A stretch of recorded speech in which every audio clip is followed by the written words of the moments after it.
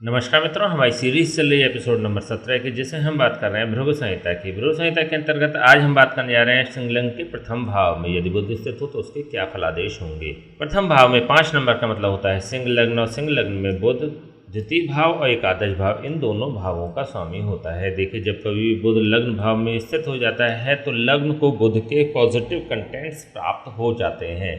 बुध होता है विद्या, बुद्धि, विवेक, वाणी, व्याकरण, गणित, साहित्य, आमोद प्रमोद, हास परिहास, अभिनय और लेखन का कारक ग्रह। तो यहाँ पर ऐसे व्यक्तियों को अच्छी एजुकेशन प्राप्त होती है, अच्छी विद्या प्राप्त होती है, बुद्धि और विवेक इनके उच्च स्तर के होते हैं, वाणी और लेखन में इनको कमांड प्राप्त होता है, व्याकरण, गणित और साहित्य जैसे सब्जेक्ट्स में इनकी रुचि भी होती है और उनको आगे कैरी भी करते हैं। आमोद प्रमोद, हास प्रयास से ऐसे लोगों का जुड़ाव रहता है। इट मीन्स कि ऐसे लोग जॉली नेचर के भी होते हैं। देखिए, यहाँ पर बुध अपने मित्र सूर्य की राशि में भी स्थित हो रहा है। जब हमने ग्रहों के सिद्धांतों पर आपसे चर्चा करी थी तो आपको बताया था कि बुध सूर्य और शुक्र को मित्र भाव से देखता है, चंद्रमा को शत्रु भाव से देखता है और मंगल, गुरु और शनि जैसे ग्रहों को समभाव से देखता है। तो ऐसे में जब यह अपने मित्र सूर्य की राशि में स्थित हो जाता है तो ये यहाँ पर भी और अधिक पॉजिटिव फल प्रदान करने वाला ग्रह बन जाता है। यदि हम द्वितीय भाव के सापेक्ष देखते हैं तो द्वितीय भाव से ऐसा बुध द्वादश स्थान पर स्थित हो रहा है। देखिए, यहाँ पर 2 प्रकार के योग बन रहे हैं, एक पॉजिटिव योग भी बन रहा है, एक नेगेटिव योग भी बन रहा है। यदि हम इसकी पॉजिटिविटी की बात करें तो यहाँ पर द्वितीय भाव का स्वामी लग्न भाव में स्थित हो रहा है। देखिए, द्वितीय भाव जो होता है वो धन का कारक भाव होता है, बेसिकली धन संचय का कारक भाव होता है। धन संचय के भाव का स्वामी जब लग्न भाव में स्थित हो जाता है तो लग्न से डायरेक्टली धन को कनेक्ट कराने वाला हो जाता है, तो धन के एक अच्छे योग बना देने वाला होता है, पहली बात। दूसरी स्थिति यह भी हो रही है कि यहाँ पर यह द्वितीय भाव अर्थात मारक भाव का स्वामी भी हो रहा है। जब हमने आपसे लघु पारशरी पर चर्चा करी थी तो आपको बताया था कि अष्टम भाव एक मृत्यु स्थान होता है और अष्टम का अष्टम भावात भावम नियम के अनुसार तृतीय भाव भी मृत्यु स्थान होता है। इन दोनों के ही द्वादश स्थान, इट मीन्स की द्वितीय स्थान और सप्तम स्थान, ये दोनों ही मारक स्थान होते हैं। तो यहाँ पर एक मारक स्थान का स्वामी लग्न भाव में स्थित हो रहा है तो लग्न को भी मारक के फल प्रदान करने वाला ऐसा बुध बन जाता है। आर्थिक, शारीरिक और मानसिक कष्ट प्रदान करने वाला ऐसा बुध बन जाता है।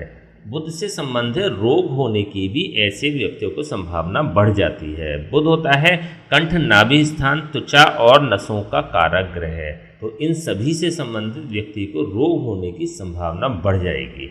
द्वितीय भाव होता है ससुराल का भाव, द्वितीय भाव होता है कुटुंब का भाव। इसका स्वामी, द्वितीय भाव का स्वामी जब अपने से द्वादश होकर लग्न भाव में स्थित हो जाता है तो लग्न को द्वितीय से कनेक्ट तो कराता है, ससुराल से और कुटुंब से संबंध तो बनाता है, लेकिन संबंध बहुत अच्छे नहीं होते, प्रगाढ़ संबंध नहीं होते। तो यहाँ पर संबंधों में दूरी प्रदान करने का भी यह कार्य कर देता है। यदि हम एकादश भाव के सापेक्ष देखते हैं तो एकादश भाव से ऐसा बुध तृतीय स्थान पर और कुंडली के लग्न भाव में स्थित हो रहा है। देखिए, यहाँ पर भी यह पॉजिटिविटी बन रही है। यहाँ भी एक अन्य धन भाव का स्वामी लग्न भाव में स्थित हो रहा है। देखिए, इन तीनों का जब अब कॉम्बिनेशन बन रहा है ना तो ये अधिक फ्रूटफुल आपके लिए हो जाएगा। धन के मामले में बहुत बेहतर योग ये बन रहे हैं। द्वितीय भाव का स्वामी और एकादश भाव का स्वामी दोनों ही धन की स्थिति को दिखाने वाले भाव होते हैं और दोनों ही भाव का स्वामी जब लग्न में स्थित हो जाता है तो ये अत्यंत धनी होने के योग भी बना देने वाला बन जाता है। यहाँ पर एकादश भाव लाभ भाव भी होता है, इच्छा पूर्ति का भाव भी होता है, व्यक्ति को लाभान्वित करने वाला भी होता है, प्रत्येक फील्ड में लाभान्वित करने वाला होता है और यहाँ पर यह व्यक्ति की इच्छाओं की पूर्ति करने वाला भी होता है। यदि हम द्वितीय भाव के सापेक्ष देखें अथवा एकादश भाव के सापेक्ष देखें तो ये बुध बेहतर रिजल्ट्स प्रदान करने वाला हो रहा है, लेकिन यहाँ पर दोनों ही एस्पेक्ट्स में यह नेगेटिविटी है कि यहाँ पर मारक भाव का स्वामी यहाँ पर त्रिषडाय भाव का स्वामी लग्न भाव में स्थित हो रहा है। देखिए, हमने अभी भावात भावम नियम की बात करी, एकादश भाव छठे भाव का भी छठा भाव होता है, तो ऐसे में भावात भावम नियम के अनुसार एकादश स्थान भी रोग भाव का कारक बन जाता है। तो ऐसे में यह डेफिनेटली व्यक्ति को रोगी बना देने वाला होगा, बुध से संबंधित रोग प्रदान करने वाला हो जाएगा। नसों से संबंधित व्यक्ति को समस्या दे सकता है अथवा त्वचा से संबंधित व्यक्ति को समस्या दे सकता है अथवा नाभि स्थान या कंठ से संबंधित भी समस्या होने के यहाँ पर चांसेस बढ़ जाते हैं। यदि हम कारकत्व की दृष्टि से देखते हैं तो बुध होता है चतुर्थ भाव का कारक और दशम भाव का कारक। चतुर्थ भाव के सापेक्ष यदि देखें तो यह बुध अपने स्थान से दशम भाव पर जा रहा है। जब कभी कोई ग्रह अपने कारक स्थान से दशम भाव पर जाता है तो वो उस भाव के सापेक्ष बेहतर फल प्रदान करने वाला बन जाता है, उस भाव के सापेक्ष प्रेजेंटेशन प्रदान करने वाला बन जाता है। चतुर्थ भाव होता है वाहन, भूमि और भवन का कारक भाव, माता के सुख का भाव और सांसारिक सुखों का भाव। इसके अलावा सांसारिक सुखों की उपलब्धता का कारक भाव भी चतुर्थ भाव ही माना गया है। तो यहाँ पर सभी कंटेंट्स व्यक्ति को पॉजिटिव प्राप्त होंगे, व्यक्ति को सांसारिक भोग उपलब्ध हो जाएंगे। और इसी प्रकार से जब ये दशम भाव का कारक होकर अपने से चतुर्थ होकर अपने से सुख भाव में होकर और लग्न भाव में स्थित हो जाता है। देखिए यहाँ से गिनती शुरू करेंगे तो 1 2 3 4 अपने भाव से चतुर्थ भाव हो रहा है, कुंडली के लग्न भाव में स्थित हो रहा है। ऐसी स्थिति में प्रोफेशनली करियर का भी एक अच्छा निर्माण करने वाला बन जाता है। दशम भाव होता है प्रोफेशन का, करियर का और प्रेजेंटेशन का। तीनों ही दृष्टियों से यदि देखें तो व्यक्ति एक वेल सेटल्ड व्यक्ति होता है। दोनों ही भावों के सापेक्ष ये बेहतर रिजल्ट्स प्रदान करने वाला बन रहा है। व्यक्ति की जो स्थिति होती है, जो क्षमता होती है, जो परफॉर्मेंस होती है, उससे कहीं अधिक समाज को नज़र भी आती है, क्योंकि चतुर्थ भाव से ये दशम भाव है और दशम भाव से चतुर्थ भाव है। तो ऐसी स्थिति में जो व्यक्ति की बर्थ होती है उससे कहीं अधिक ये प्रदर्शित भी होते हैं समाज के नज़रिए से।